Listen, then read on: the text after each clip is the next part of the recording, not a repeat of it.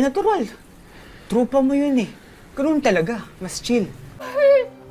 Niloko mo ko, Rose! I'll go straight to the point na Max The office is cutting down our budget. That means binabawasan ng mga members na may scholarship. Kaya simulan natin ito mga friends, wag ganito patagalin pa. This is the top 5 reasons on why you should date your best friend. Okay, sige. 1 week, 1 minute piece.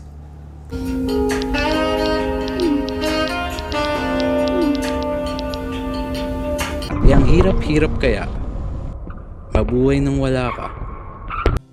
Saka yung pamilya niya, minsan, yun pa yung mas nagpapaiyak sa kanya.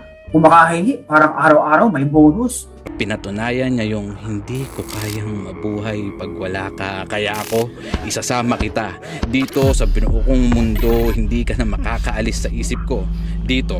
Paghihintay sa balang araw, sa gabing makakasama. Jake,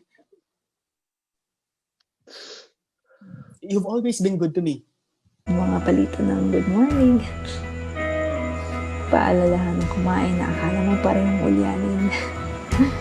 Madalas ng sleepover. Dito ka na kaya tumira sa amin.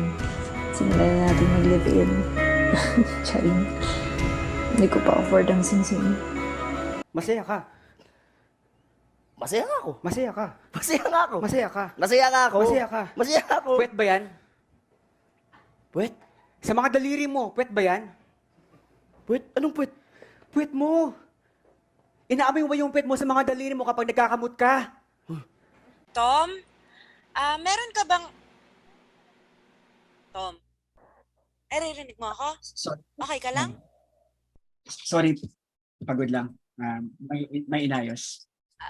Kailangan pa magpalakas. Tsaka, tinan mo ang itsura mo.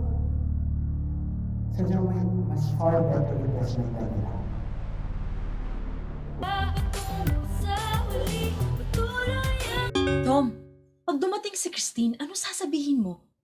Bakit yung pa rin ba iniisip mo? Natatakot na ako. Baka may nakakahalata na. Anong paki dun? Mag-usap na tayo, please. Kung uli ko ganyan eh. Nagdala ka sa kwarto.